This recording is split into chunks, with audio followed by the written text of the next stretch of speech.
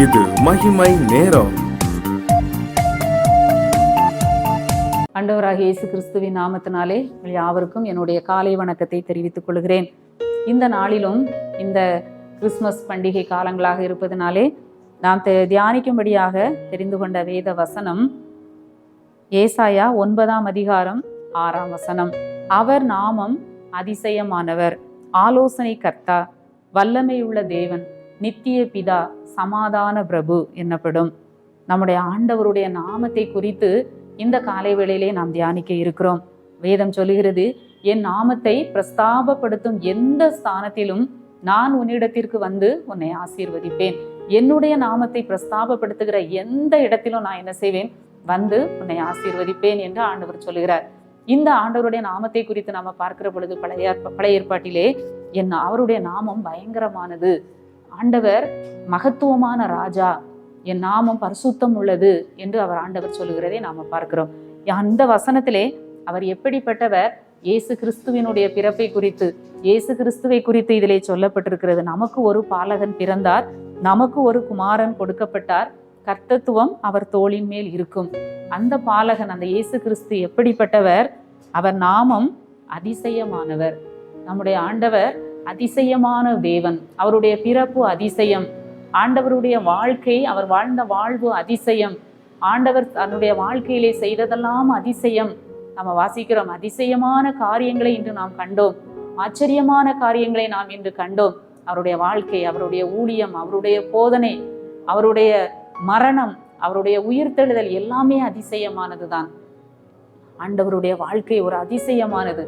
அதிசயமான தேவன், மக்களுக்கு அதிசயங்களை செய்த தேவனாக அவர் அந்த உலகத்திலே வாழ்ந்தார். இன்றும் அவர் அதிசயங்களை செய்கிற தேவனாக ஆண்டவர் காணப்படுகிறார். அடுத்ததாக நம்ம பார்க்கிற பொழுது அவர் ஆலோசனை கர்த்தா. நம்முடைய ஆண்டவர் ஆலோசனை கொடுக்கிற தேவன். ஆண்டவர் கொடுக்கிற ஆலோசனை நித்திய ஆலோசனையாக இருக்கும். நம்முடைய ஆண்டவர்கிட்ட நம்ம ஆலோசனை கேட்கிற பொழுது, ஆண்டவரே இந்த காரியத்திலே எனக்கு உங்களுடைய ஆலோசனையை எனக்கு தாரும் என்று சொல்லி நம்ம கேட்கிற பொழுது ஆண்டவர் என்ன செய்கிறார்? கண்ணை வைத்து நம்முடைய கண்ணை நம்மேல் வைத்து நமக்கு ஆலோசனை சொல்லுகிற தேவனாக இருக்கிறார். கர்த்தருடைய தாவீது ராஜா சொல்லுகிறார், உம்முடைய ஆலோசனையின்படியே நீர் என்னை நடத்தி முடிவிலே என்னை மகிமையில் ஏற்றுக்கொள்ளுவீர். ஒரு ராஜாவாக இருந்தாலும் சுயமாக எந்த ஒரு முடிவும் எடுக்காமல் எல்லா காரியத்திற்கும் ஆண்டவரிடத்திலே ஆலோசனை கேட்கிறதை நாம பார்க்கிறோம்.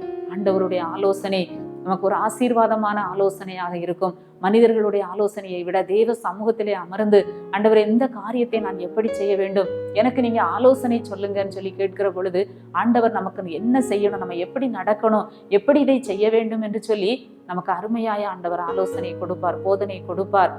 அந்த ஆண்டவரிடத்திலே சில பெரிய காரியங்களுக்கு தான் ஆண்டவர்கிட்ட போய் கேட்பாங்க. சின்ன காரியங்களெல்லாம் இதெல்லாம் நம்ம பார்த்துக்கிடலாம் நினைப்பாங்க. அப்படி அல்ல. ஒவ்வொரு காரியத்திற்கும் நம்ம ஆண்டவரிடத்திலே ஆலோசனை கேட்கிற பொழுது ஆண்டவர் நமக்கு நல்ல ஆலோசனை கொடுக்கிற தேவனாக இருக்கிறார். அவர் ஆலோசனை கர்த்தாவாக இருக்கிறார். வல்லமை உள்ள தேவன் நம்முடைய ஆண்டவர். நீங்களும் நானும் ஆராதிக்கிற நம்முடைய ஆண்டவர் வல்லமை உள்ள தேவன். அவருடைய நாமம் வல்லமையின் தேவன். மரியாள் சொல்லுகிறார், வல்லமை உடையவர், மகிமையான காரியங்களை எனக்கு செய்தார், மகிமையானவைகளை எனக்கு செய்தார். அவர் வல்லமையில் சிறந்தவர், அவர் பராக்கிரமசாலி, அவரால் எல்லாம் செய்யக்கூடும், வல்லமையில் அவர் சிறந்தவர், எந்த காரியமும் அவரால் செய்ய முடியும், அவர் சர்வ வல்லமையுள்ள தேவன் என்று சொல்லி நாம் பார்க்கிறோம். இன்னும் நித்திய பிதா, நித்தியமாய் அவர் வாசம் பண்ணுகிற தேவன், நித்தியமாக அவர் வாழுகிற ஒரு தேவன் மட்டுமல்ல, அவருடைய பிள்ளைகளுக்கு அந்த நித்திய ஜீவனை அவர் கொடுக்கிற ஒரு தேவனாக இருக்கிறார். அவரை நம்புகிற, அவரை ஏற்றுக்கொண்ட பிள்ளைகளுக்கு, அவரை விசுவாசிக்கிற பிள்ளைகளுக்கு அவர் நித்திய ஜீவனை கொடுக்கிற தேவனாக இருக்கிறார். மட்டுமல்ல, சமாதான பிரபு.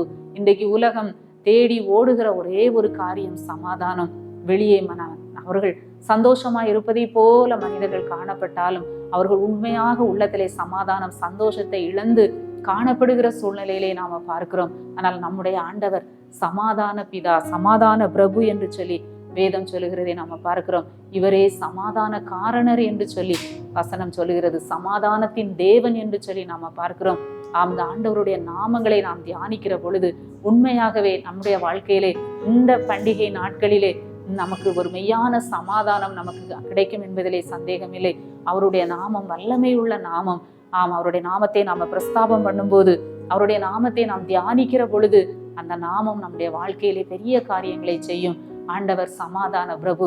சமாதானத்தின் தேவன். ஆண்டவர் சமாதானத்தை ஒரு நதியை போல பாய்ந்து வரும்படி செய்கிற தேவன். இந்த நாளிலே நாம் இந்த வருடத்தின் இந்த இறுதி நாட்களிலே நாம் கடந்து வந்து கொண்டிருக்கிறோம். ஒவ்வொரு நாளும் ஆண்டவரை நாமத்தை நாம் தியானிப்போம்.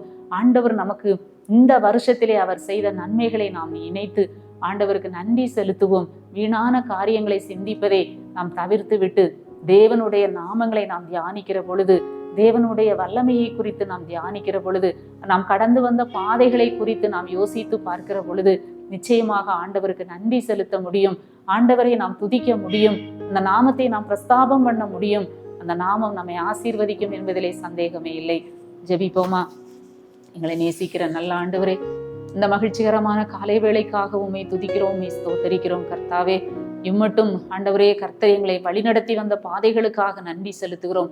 உம்முடைய வல்லமையுள்ள நாமத்திற்காக உம்மை துதிக்கிறோம். உங்க நாமத்தை நாங்கள் பிரஸ்தாபம் பண்ணும்போது, உங்க நாமத்தை குறித்து நாங்கள் தியானிக்கிற பொழுது ஆண்டவரே, நீர் எங்களுக்கு ஆலோசனை கர்த்தராக, சமாதான பிரபுவாக, நித்திய பிதாவாக, அதிசயமான தேவனாக, வல்லமையுள்ள தேவனாக இருக்கிறபடியால் உமக்கு நன்றி செலுத்துகிறோம்.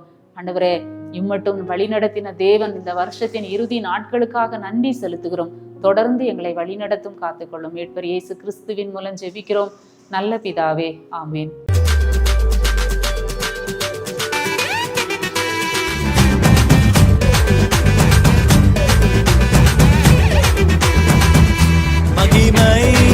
மகிமை